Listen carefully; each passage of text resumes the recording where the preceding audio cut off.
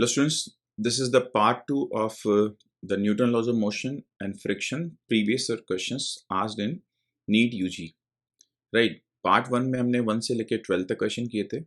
Part 2 में हम लोग उसके फर्दर क्वेश्चंस सॉल्व करेंगे. आई होप आप लोगों ने ट्राई किए होंगे फर्दर क्वेश्चंस. जो क्वेश्चंस नहीं बने हैं उनके सॉल्यूशंस को आप इस वीडियोस के थ्रू रेफर कर लीजिएगा. चलिए देखते हैं. Next question, this one was asked in AAPMT 2015. In this question, it is given that three blocks A and B of mass 4, 2 and 1 kilogram. So this has mass 4, this one has mass 2 and it has mass 1 kilogram. Are in contact on a frictionless surface as shown. A force of 40 Newton is applied on the 4 kilogram block. So we are applying a force of 40 Newton at this place. Then the contact force between A and B. So you need to find out the contact force between A and B. So as you know that when you apply some force, then the system would move with some common acceleration. All will move together and that would be equals to the net force divided by total mass. So 2 plus 4 plus 1. So total mass is 7. So its acceleration would be 2 meter per second square. जब भी ऐसा question आ जाए students जिसमें कि आपको दो blocks के बीच में फोर्स निकालना हो तो आप इसको ब्रेक कर लिया करो. यहां से ब्रेक कर लो तो होगा क्या कि ये ए ब्लॉक इसको प्रेस करेगा किसी फोर्स से. मान लेते हैं रिएक्शन फोर्स आर है इनके बीच में और ये वापस से इसको प्रेस करेगा आर से. तो अब हम इन दोनों को अगर एक सिस्टम मान लें बी प्लस सी को, तो जैसे ही बी प्लस सी को एक सिस्टम मानेंगे तो उसका मास हो जाएगा 3 किलोग्राम और ये मूव कर रहा होगा आगे की तरफ 2 मीटर पर सेकेंड स्क्वायर के एक्सेलरेशन से. और इसके ऊपर जो फोर्स लग रहा है वो इन दोनों के बीच में अवेलेबल फोर्स ही तो लग रहा है. तो R इज इक्वल्स टू यानी force is equals to mass into acceleration. तो इसका वैल्यू आ जाएगा बेटा 6 newton and this would be your answer. Clear. Next question guys, इस क्वेश्चन बोला हुआ है कि a plank with a box on it at one end is gradually raised about the other end. As the angle of inclination with the horizontal reaches 30 degree, the box starts to slip and slide down 4 meter down the plane in 4 seconds. The coefficient of static and kinetic friction between the box and the plank will be respectively. So scene कुछ ऐसा है कि यहाँ पर आपके पास में कोई प्लैंक है ऐसे, ठीक है, और आप क्या कर रहे हो इसका एंगल कॉन्टिन्यूसली बढ़ाते जा रहे हो. एक एंड के अबाउट इसको रोटेट कर रहे हो. What you are doing, you are rotating this about an end. तो आपने क्या पाया, जब इसको एक एंड के अबाउट रोटेट कर रहे हो तो जब ये वाला एंगल 30 डिग्री हो जाता है तब ये यहाँ पर जस्ट स्लाइड करना स्टार्ट करता है. 30 डिग्री पर जस्ट स्लाइड करना स्टार्ट करता है, इन 30 डिग्री तक स्लाइड नहीं कर रहा है, हम ऐसा बोल सकते हैं. तो हम जानते हैं ये वाला कंपोनेंट बन जाएगा mg sin 30 डिग्री और इस तक स्लाइड नहीं कर रहा है यानी यहाँ अब तक स्लाइडिंग शुरू नहीं हुई है, इसलिए हम लोग इसको बोलेंगे कि ये स्टैटिक फ्रिक्शन फोर्स की मैक्सिमम वैल्यू होनी चाहिए. और हम जानते हैं कि स्टैटिक फ्रिक्शन फोर्स का मैक्सिमम वैल्यू होता है म्यू s इंटू एन और ये बैलेंस कर रहा है mg/2 को. अब यहाँ से mu s into normal reaction बन जाएगा mg cos 30 डिग्री यानी √3/2 इज इक्वल्स टू mg/2. अब आप क्या देख रहे हो बेटा यहाँ पे कि mg/2 से mg/2 कैंसिल आउट हो गया, तो म्यू स्टैटिक का वैल्यू आ जाएगा आपके पास में 1/√3. राइट. इसको सॉल्व करोगे तो दैट वुड बी अराउंड 0.6. तो पहला आंसर बना 0.6. इसी को सॉल्व करने का एक अदर मेथड भी है. There is a alternate method also कि आप जानते हो कि एंगल ऑफ रिपोज जो होता है tan theta that is equals to mu, क्योंकि यहाँ जस्ट चलना स्टार्ट नहीं हुआ है, इसके बाद में स्टार्ट करेगा, तो इसको इसके इक्वल भी कर सकते हो. तो mu S is equals to बन जाएगा आपके पास में tan 30 degree. tan 30 degree is 1/√3 या फिर आ जाएगा 0.6, ऐसे भी कर सकते हो. अब इसके बाद में क्या इन्फॉर्मेशन दी हुई इन्होंने कि ये 4 मीटर जाता है नीचे की तरफ 4 सेकेंड में. तो अगर ये 4 मीटर जा रहा है 4 सेकेंड में तो डिस्टेंस इज इक्वल टू यानी s is equal to ut plus half of a into T square. तो आपके पास में यहां से निकल के आ जाएगा 4 is equal to 1/2 a into 4 का स्क्वायर. 4 से 4 कैंसिल आउट हो गया यानी एक्सेलरेशन का वैल्यू आ जाएगा 1/2। तो यहाँ से एक्सेलरेशन आ गया 1/2 मीटर पर सेकेंड स्क्वायर, यानी इसके बाद में ये किसी एक्सेलरेशन a जिसका वैल्यू है 1/2 मीटर पर सेकेंड स्क्वायर, इससे चलना शुरू हो जाएगा। जब इस एक्सेलरेशन से चलेगा तो अब तो मोशन शुरू हो गई है, इसलिए काइनेटिक फ्रिक्शन एक्ट करेगा, जिसका वैल्यू होगा म्यू के इंटू एन। अब डाउनवर्ड लगने वाला फोर्स और अपवर्ड लगने वाला फोर्स, तो नेट फोर्स क्या बन जाएगा आपके पास में, mg sine 30 degree minus mu के इंटू एन, यानी mg cos 30 degree is equals to mass m acceleration 1/2। जैसे इसको सॉल्व करोगे तो म्यू के का वैल्यू अप्रॉक्स 0.5 आ जाएगा, and this would be your answer. Clear? Next question was asked in AIMS 2015. In this question, it is given that a sphere of radius 25 centimeter, mass 1 kilogram, is hung by a string of negligible mass and length 40 centimeter. Then tension in the string. So let's assume the tension in the string is T. Right? अलग से बना देता हूँ। यहाँ एक string लिया, इसमें tension मान लिया हमने T। यहाँ लगेगा gravitational force mg, that has value 10 Newton. तो mg नीचे लग रहा है, that has value 10 Newton. If I से दिस एंगल इज थीटा, तो ऑब्वियस सी बात है कि ये वाला एंगल भी थीटा बनेगा। अब बात आती है हमें कंपोनेंट किसके बनाने चाहिए। आप कंपोनेंट इसके भी बना सकते हो और इसके भी बना सकते हो। तो हमेशा ध्यान रखिएगा, जिस डायरेक्शन में मोशन का टेंडेंसी होता है उस डायरेक्शन में कंपोनेंट और उसके परपेंडिकुलर बनाए जाते हैं। तो अगर ये वॉल नहीं होती तो टेंडेंसी ऑफ मोशन ऐसे सर्कुलर बनेगी, इस वजह से टेंशन के कंपोनेंट बनेंगे। तो ये वाला कंपोनेंट बन जाएगा टी कॉस थीटा।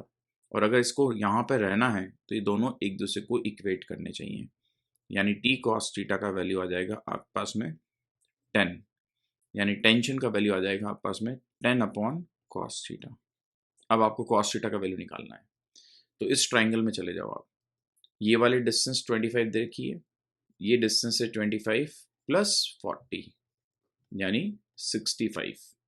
अब हम जानते हैं कॉस थीटा होता है 20, यानी 10 अपॉन बेस, बेस बन जाएगा आप पास में अंडर रूट ऑफ 65 का स्क्वायर माइनस 25 का स्क्वायर अपॉन हाइपोटेनस यानी 65।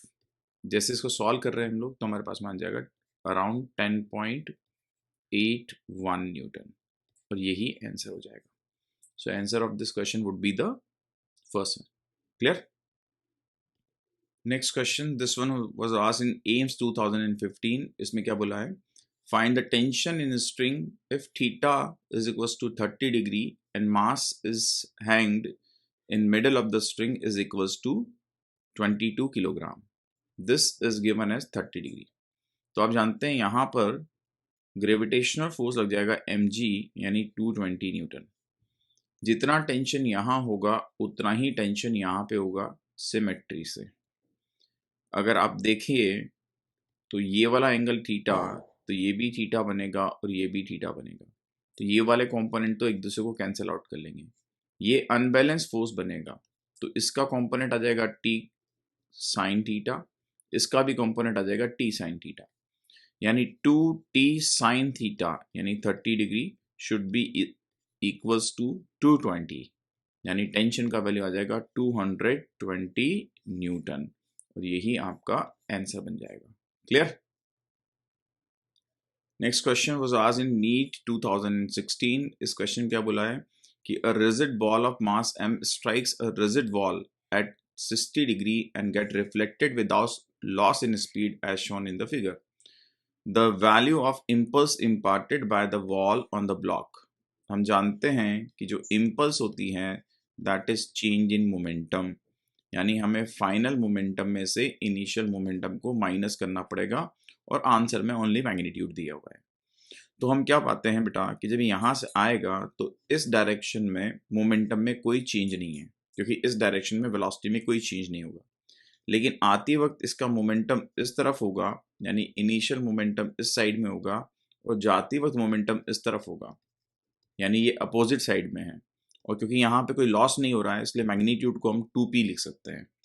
तो 2 टाइम ऑफ p का वैल्यू हो जाएगा m v और इसका ये वाला कॉम्पोनेंट बन जाएगा cos 60 डिग्री, यानी आ जाएगा आप पास में 2mv इंटू 1/2। तो आपके पास बन गया इसका वैल्यू mv, यानी थर्ड ऑप्शन आपका आंसर हो जाएगा। Clear? Next question, this was asked in AIIMS 2016। इस क्वेश्चन में क्या दिया हुआ है कि 3 masses are connected like this. This is a smooth surface. In the following diagram, the value of T2. हम जानते हैं अगर आइडियल यहाँ पर स्ट्रिंग है तो ये T2 है तो ये भी T2 ही होगा, स्ट्रिंग में टेंशन का वैल्यू चेंज नहीं होगा, पुली भी आइडियल है, राइट। हम ये भी जानते हैं कि यहाँ पर लगेगा 30 न्यूटन डाउनवर्ड और जितने एक्सेलरेशन से ये नीचे जाएगा उतने ही एक्सेलरेशन से ये दोनों भी चल रहे होंगे। तो मैंने क्या बताया था कि जब सिंपलेस्ट मशीन आ जाए, सबका एक्सेलरेशन सेम हो जाए, तो आपको net force divide by total mass करना है। अब यहाँ नेट फोर्स कितना बना 30, टोटल मास कितना बना बेटा 3 4 5, यानी एक्सेलरेशन का वैल्यू आ जाएगा आपके पास में कितना 6 मीटर पर सेकेंड स्क्वायर। ये एक्सेलरेशन हो गया। अब आपको निकालना है यहाँ टेंशन कितना होगा, तो इसका फ्री बॉडी डायग्राम बनाएं। तो हम क्या पा रहे हैं, downward 30, upward tension T2 is equals to mass 3 and acceleration A, यानी 18। सो T2 का वैल्यू आ जाएगा 30 माइनस 18, यानी कि 12 Newton. So your answer would be the first option. Clear? This question was asked in AIMS 2016. In this question, it is given that a train has 10 wagons, each of mass 1000 kilogram attached to it. They are being pulled by a force of 10 power 4 Newton. Find the force exerted by last 4 wagons.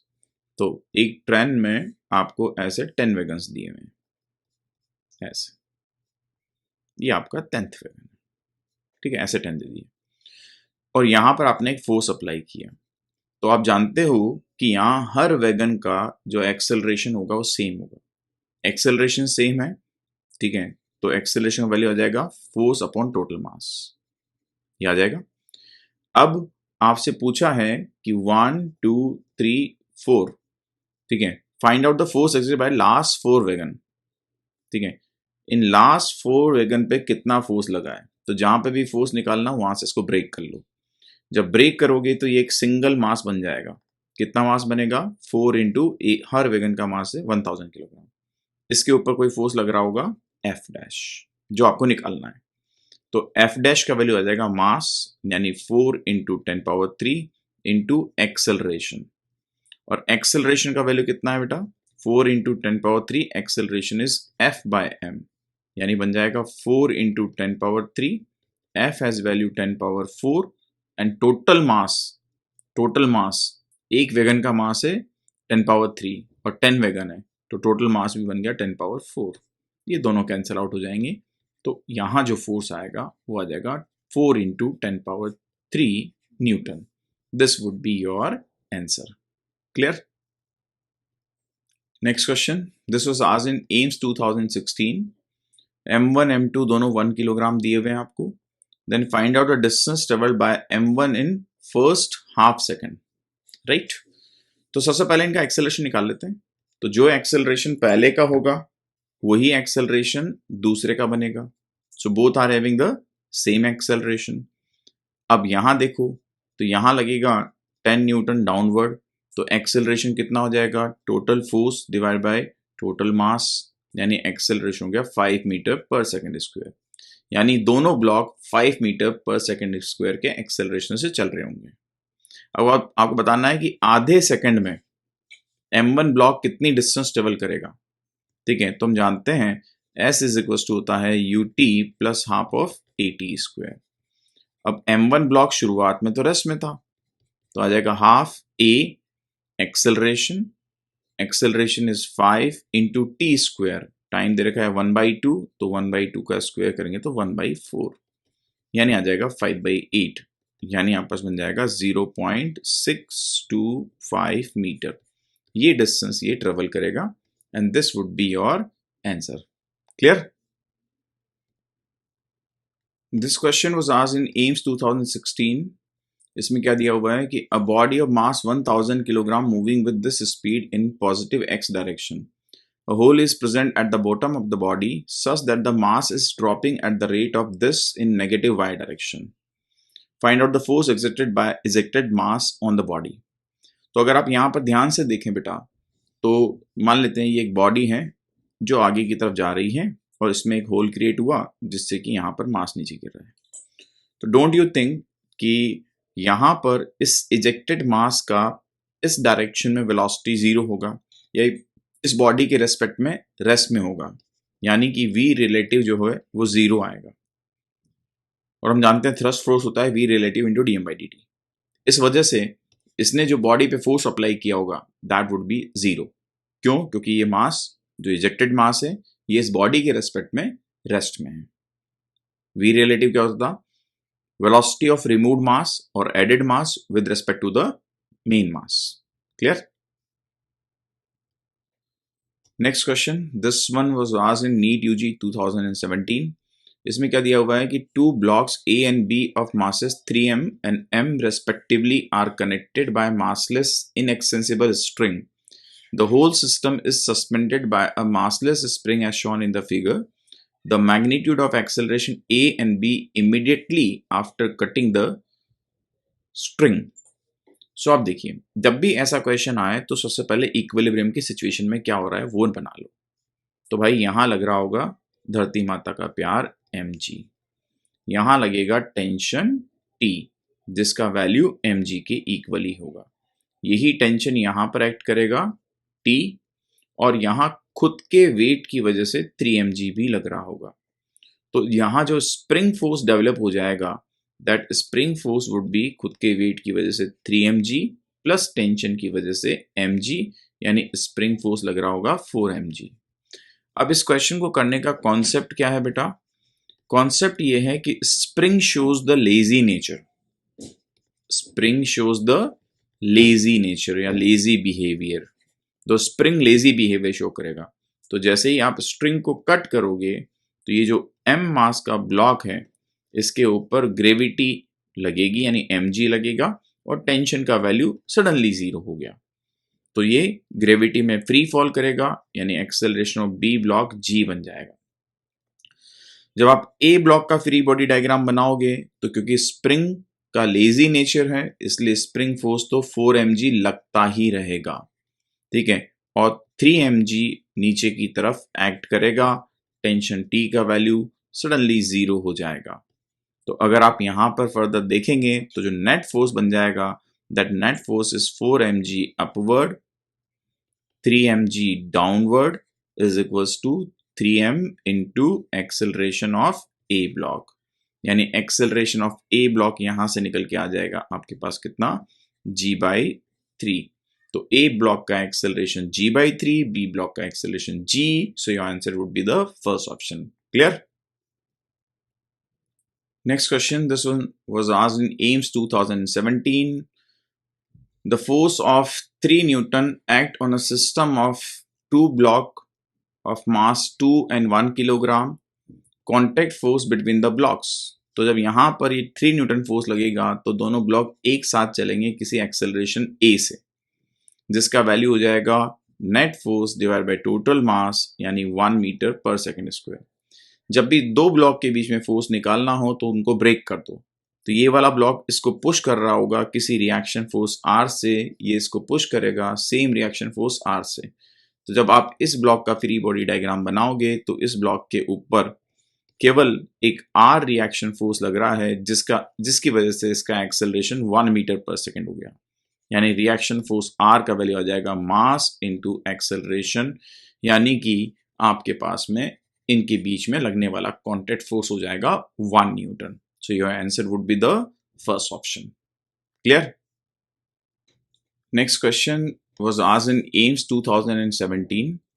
इस question में क्या दिया हुआ है कि water jet is coming out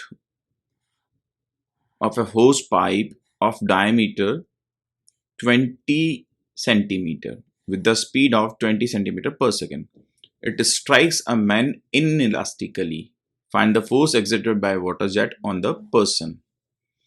तो भाई यहां पर एक होस से वाटर जेट निकल के आया और ये एक पर्सन के ऊपर टकराया इनइलास्टिकली। इनइलास्टिकली टकराने का मतलब होता है कि इसके ऊपर टकराने के बाद में वाटर यहीं पर नीचे चला जाएगा, रिबाउंड नहीं करेगा, राइट। तो यहां पर इसका मतलब है चेंज इन मोमेंटम 2p नहीं होके p होगा। तो फोर्स कितना लगेगा? तो फोर्स लगेगा dp बाई dt। आप जानते हैं d by D T into mass into velocity हम मोमेंटम को लिख सकते हैं। अब मास क्या होगा इसके बारे में बात करें तो d by D T mass होता है density into volume into v बन जाएगा। अब आप क्या देख रहे हो बेटा, यहाँ पे रो कांस्टेंट है, बाहर आ जाएगा, v स्पीड कांस्टेंट है, बाहर आ जाएगा, d by D T of volume. Volume क्या होगा? एरिया a, और ये मान लेते हैं पर यूनिट टाइम में ये लेंथ l का वाटर निकल रहा है, तो वॉल्यूम हो जाएगा area a into length l। Volume is area a जहां से पानी बाहर निकल रहा है, और मान लेते हैं dt टाइम में l लेंथ का वाटर निकला है। यानी आपके पास फोर्स का वैल्यू हो जाएगा बेटा rho into v into a into D L by D T. D L by D T का वैल्यू v के इक्वल होगा, इस रेट से पानी बाहर निकल रहा है, तो ये आ जाएगा रो a v का स्क्वायर। अब हम जानते हैं वाटर का डेंसिटी जो होता है वो 1 ग्राम पर सीसी या फिर 10 पावर 3 किलोग्राम पर मीटर क्यूब। एरिया हो जाएगा पाई आर स्क्वायर, तो डायमीटर 20 दे रखा है तो रेडियस 10 हो गया, ठीक है। तो 10 का स्क्वायर करेंगे तो 100, और क्योंकि सेंटीमीटर को मीटर में कन्वर्ट कर रहे हैं इसलिए 10 पावर माइनस 2 का स्क्वायर करेंगे तो 10 पावर माइनस 4। वेलोसिटी 20 सेंटीमीटर है, तो स्क्वायर करोगे तो 400, सेंटीमीटर को मीटर में कन्वर्ट करोगे तो 10 पावर माइनस 2 उसका होल स्क्वायर यानी 10 पावर माइनस 4 बन जाएगा। जैसे इसको सॉल्व करेंगे तो आंसर आ जाएगा 1.26 Newton, and this would be your answer.